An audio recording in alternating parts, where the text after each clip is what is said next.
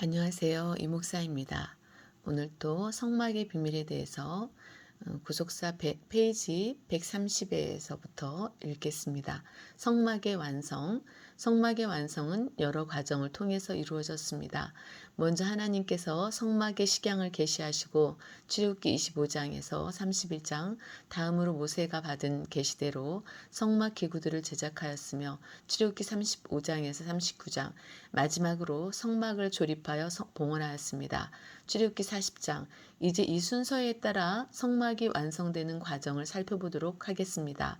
첫 번째, 성막 식양에 대한 계시의 순서. 출애굽기 25장에서 31장. 하나님께서는 모세에게 성막의 식양과 그 기구의 식양을 보여주시고 그대로 지으라고 명령하셨습니다. 출애굽기 25장 9절. 각 식양에 대한 계시의 순서를 보면 다음과 같습니다. 첫째, 증거계. 출애굽기 25장 10절에서 22절. 두 번째, 진설병상. 출애굽기 25장 23절에서 30절. 세 번째, 등대. 출애굽기 25장 31절에서 40절. 네 번째, 앙장과 덮개. 출애굽기 26장 1절에서 14절. 다섯 번째, 널판과 은받침과 띠. 출애굽기 26장 15절에서 30절. 세 번째, 등대. 출애굽기 25장 31절에서 40절. 네 번째, 앙장과 덮개. 출애굽기 26장 1절에서 14절. 다섯 번째, 널판과 은받침과 띠. 출애굽기 26장 15절에서 30절. 여섯 번째, 휘장과 문장, 기둥과 기둥 받침. 출애굽기 26장 31절에서 37절. 일곱 번째, 번제단. 출애굽기 27장 1절에서 8절. 여덟 번째, 성막의 뜰. 출애굽기 27장 9절에서 19절. 제사장의 의복. 아홉 번째, 출애굽기 28장 1절에서 43절. 열 번째, 제사장 위임식. 출애굽기 29장 1절에서 46절. 11번째, 분향단. 출애굽기 30장 1절에서 10절. 12번째, 물두멍. 출애굽기 30장 17절에서 21절. 13번째, 관유와 향. 출애굽기 30장 22절에서 38절. 14번째, 성막 건축 담당자. 출애굽기 31장 1절에서 11절. 이 순서를 볼 때 하나님께서는 지성소에 들어가는 증거계에 대한 계시를 먼저 주시고, 다음으로 성소에 들어가는 기구들인 진설병상과 등대에 대한 계시를 주셨습니다. 여기서 한 가지 특이한 점은 성소에 들어가는 분향단에 대한 계시가 진설병상이나 등대와 같이 주어지지 않고 제사장 위임식 계시 다음에 주어졌다는 사실입니다. 출애굽기 30장 1절에서 10절. 이것은 분향하는 것이 제사장의 중요한 사명이며 대제사장이 속죄일에 향로를 가지고 지성소에 들어가기 때문에 레위기 16장 12절에서 13절, 제사장 의복, 출애굽기 28장 1절에서 43절, 3절과 제사장 위임식, 출애굽기 29장 1절에서 46절에 대한 계시와 함께 주어진 것으로 보입니다. 성막에 관한 계시인 출애굽기 25장 25장에서 31장에는 여호와께서 모세에게 일러 가라사대와 유사한 표현이 7회 나오는데 그 중에 6회는 성막 건축과 관련이 있고 출애굽기 25장 1절, 30장 11절, 17절, 22절, 34절, 31장 1절, 나머지 1회는 안식일 규례와 관련이 있습니다. 출애굽기 31장 12절. 이것은 마치 창세기 1장에서 2장에 기록된 대로 하나님께서 6일 동안 일하시고 제7일에 안식하신 창조 섭리를 생각나게 합니다. 두 번째, 성막 기구들의 제작. 출애굽기 35장에서 39장. 이스라엘 백성은 하나님께서 모세에게 주신 계시대로 성막의 기구들을 제작하였습니다. 실제 제작하는 모습은 출애굽기 35장에서 39장에 기록되어 있는데 제일 먼저 만든 것은 성소와 지성소를 덮는 앙장과 덮개, 출애굽기 36장 8절에서 19절, 그리고 성막에 세우는 널판이었습니다. 출애굽기 36장 20절에서 30절. 즉 성소와 지성소의 지붕과 벽을 먼저 만들고 휘장과 문장을 만들고 그 다음에 지성소에 들어갈 증거계를 만들었습니다. 이어서 성소에 들어갈 진설병상과 등대와 분향단을 만들고 성막들에 비치할 번제단과 물두멍을 만들었습니다. 마지막으로 울타리를 만들고 제사장 의복을 만들었습니다. 실제로 성막의 기구들을 제작한 순서는 다음과 같습니다. 출애굽기 35장에서 또 39장까지 첫째 앙장과 덮개, 출애굽기 36장 8절에서 19절, 두 번째 널판, 은받침 띠, 출애굽기 36장 20절에서 34절, 세 번째 장, 기둥, 출애굽기 36장 35절에서 38절, 네 번째 증거계, 출애굽기 37장 1절에서 9절, 다섯 번째 진설병상, 출애굽기 37장 10절에서 16절, 여섯 번째 등대, 출애굽기 38장 17절에서 24절, 일곱 번째 분향단, 출애굽기 37장 25절에서 29절, 여덟 번째 번제단, 출애굽기 38장 1절에서 7절, 아홉 번째 물두멍, 출애굽기 38장 8절, 열 번째 성막들 울타리, 출애굽기 38장 9절에서 20절, 11번째 제사장 의복, 출애굽기 39장 1절에서 31절. 이스라엘 백성은 성막의 모든 부분을 다 제작한 다음 모세에게로 가져왔고 모세는 그것들을 하나하나 점검하였습니다. 출애굽기 39장 32절에서 41절. 성막 식양에 대해 직접 계시를 받은 사람이 모세였기 때문에 그 모든 것이 하나님의 명령대로 정확하게 빠짐없이 제작되었는지 확인한 것입니다. 출애굽기 39장 33절에서 41절에 열거된 물품들의 목록은 출애굽기 36장 8절에서 39장 31절에 기록되어 있는 실제 제작 순서와 대체로 일치합니다. 그 가운데 각 기구들에 딸린 그 모든 기구들도 포함되어 있는데 출애굽기 39장 33절, 36절, 37절, 39절 성막의 모든 성물들과 그에 해당되는 부속 기구들이 함께 제작되었음을 나타냅니다. 출애굽기 39장 40절 막의 모든 기구와 갈고리들 출애굽기 39장 33절의 제작은 출애굽기 36장 12절에서 13절, 17절에서 18절에 진설병상의 모든 기구들 출애굽기 39장 36절의 제작은 출애굽기 37장 16절의 등대의 모든 기구들, 출애굽기 39장 37절의 제작은 출애굽기 37장 23절에서 24절의 번제단의 모든 기구들, 출애굽기 39장 39절의 제작은 출애굽기 38장 3절에 기록되어 있습니다. 성막의 모든 성물과 부속 기구들의 검사를 마치고 모세는 이스라엘 백성을 축복하였습니다. 출애굽기 39장 42절에서 43절 여호와께서 모세에게 명하신 대로 이스라엘 자손이 모든 역사를 필하매 모세가 그 필한 모든 것을 본즉 여호와께서 명하신 대로 되었으므로 그들에게 축복하였더라. 여기에서 만들다, 행하다라는 뜻을 가진 히브리어 동사 아사가 3번 등장하는데 필한 되었으므로 모두가 완료형을 사용하고 있습니다. 이것은 하나님께서 명령하신 대로 한치의 오차도 없이 성막의 구성 요소들이 완성되었음을 나타내는 것입니다. 황량한 광야, 낮에는 뜨거운 태양이 장렬하고 밤에는 너무도 추운 열악한 환경 속에서 성막의 건축은 오직 하나님의 전적인 은혜와 이스라엘 백성의 힘을 다한 헌신 속에서 이루어진 것이었습니다. 모세는 그 모든 만들어진 것을 보고 하나님께서 명하시는 대로 되었으므로 그들을 축복하였습니다. 이 말씀은 마치 창세기 1장에 나타난 하나님의 창조 과정 가운데 하나님께서 말씀하신 그대로 된 것을 보시고 창세기 1장 31절 지으시던 일을 마치신 후 복을 주신 것을 생각나게 합니다. 창세기 2장 1절에서 3절 성막 건축 과정 역시 하나의 창조 과정으로서 이스라엘 백성이 하나님께 예배드리는 공동체로 하나님과 새로운 관계 속에 들어가게 되었음을 가르쳐 줍니다. 세 번째 성막의 조립과 봉헌 출애굽기 40장 하나님께서는 성막과 그 기구들의 식양을 알려주셨을 뿐만 아니라 완성된 기구들을 어떤 순서에 따라 어떻게 조립할 것인지도 정확하게 알려주셨습니다. 출애굽기 40장 1절에서 15절까지는 하나님께서 성막 봉헌 절차에 대해 명령하신 것이며 출애굽기 40장 17절에서 33절까지는 실제로 모세가 성막을 세우고 봉헌하는 장면입니다. 첫째, 봉헌에 대한 하나님의 명령. 출애굽기 40장 1절에서 2절 여호와께서 모세에게 일러 가라사대 너는 정월 초 1일에 성막 곧 회막을 세우고 라고 말씀하고 있습니다.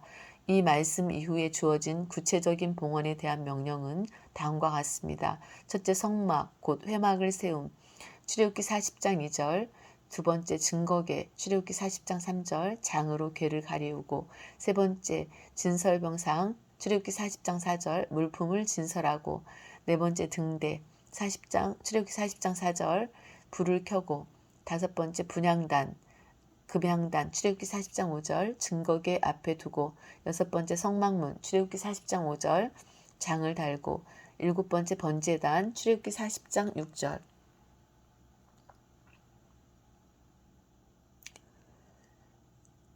회막의 성막문 앞에 놓고 회막 곧 회막 입구의 앞에 놓아라.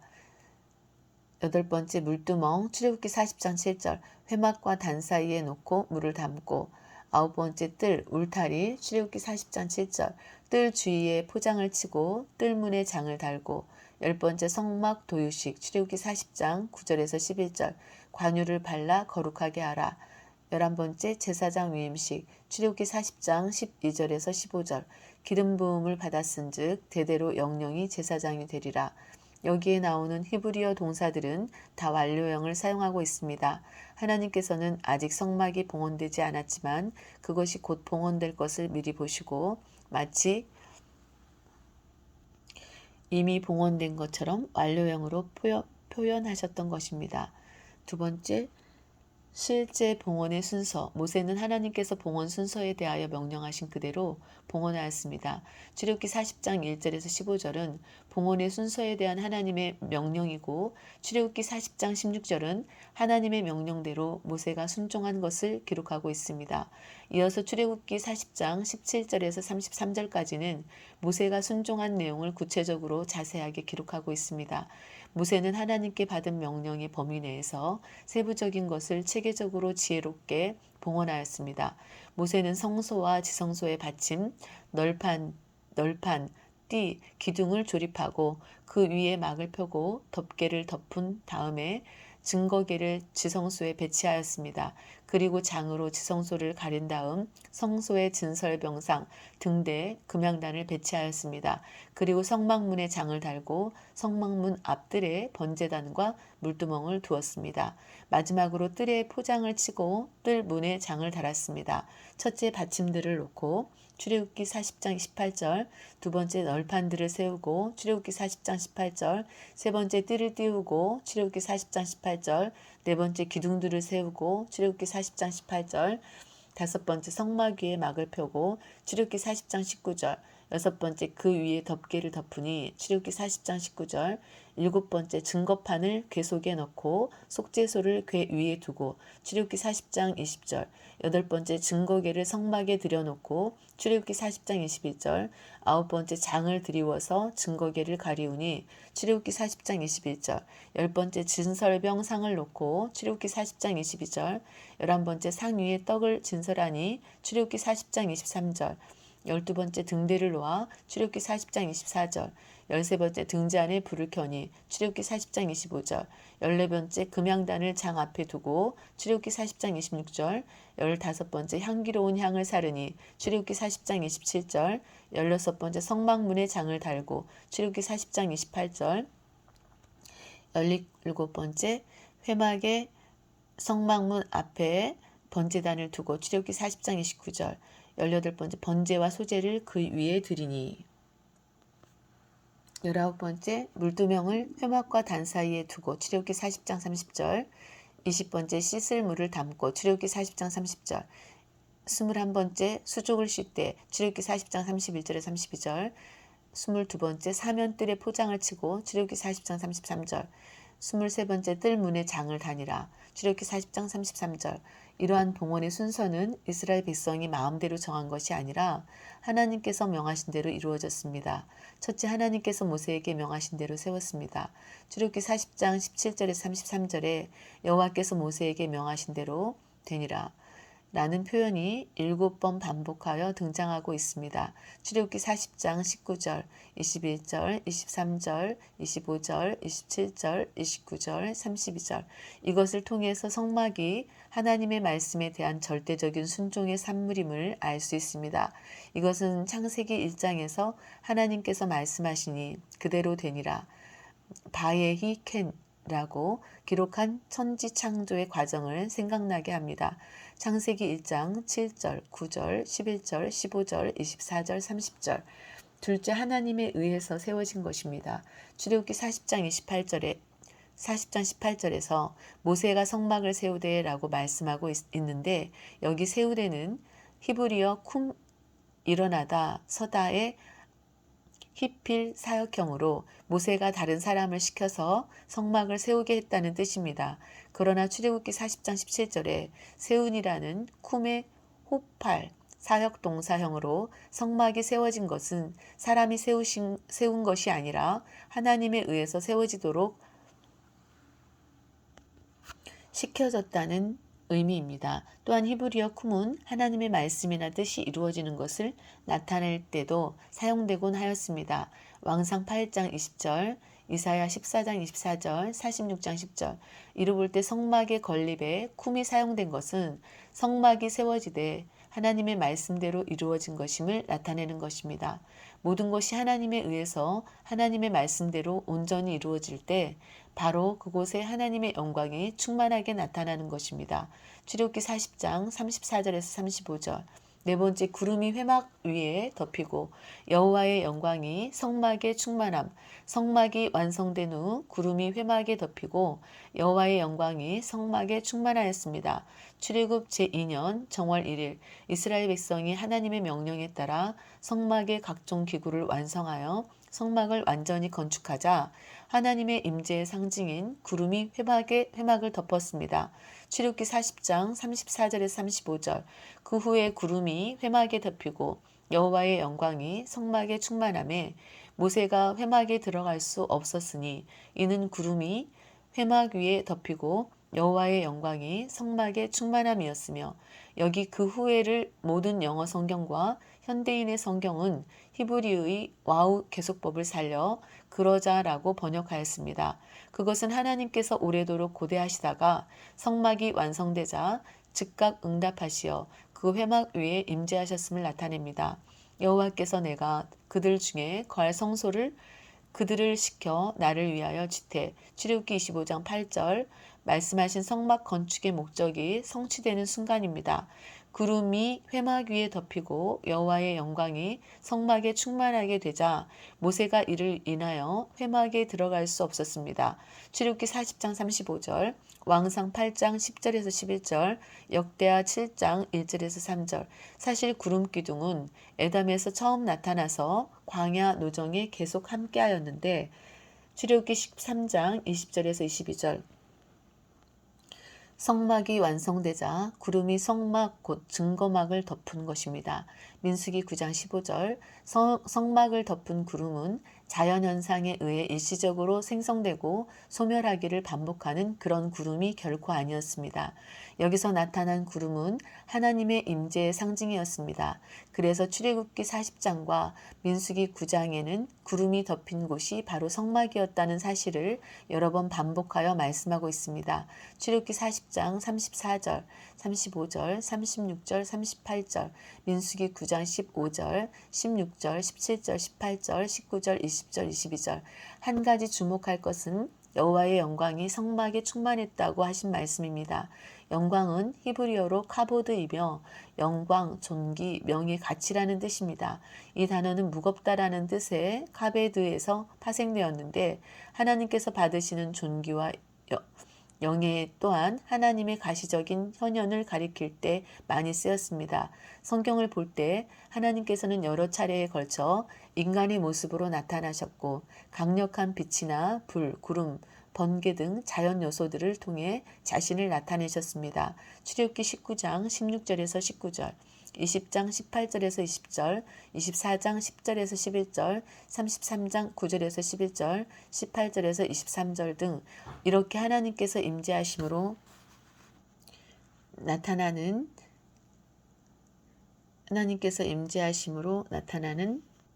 하나님의 영광을 유대인들은 쉐키나로라고 불렀습니다. 쉐키나는 살다, 거주하다라는 뜻의 샤칸에서 유래한 단어인데 출애굽기 25장 8절, 29장 45절에서 46절 눈으로 볼 수 있는 하나님의 영광의 임재를 뜻합니다.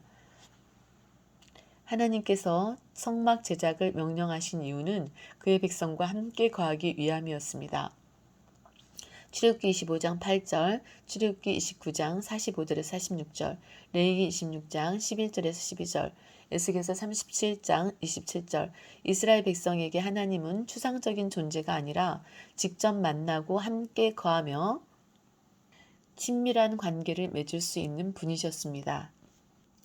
말씀하신 대로 성막이 세워지자 그곳에 하나님께서 구름 가운데 친히 임재하셔서 존귀와 영광을 받으시며 하나님께서 백성과 함께 거하신다는 것을 확실히 보여주신 것입니다. 오늘은 139페이지 상단까지 함께 읽으면서 은혜를 나누어 보았습니다.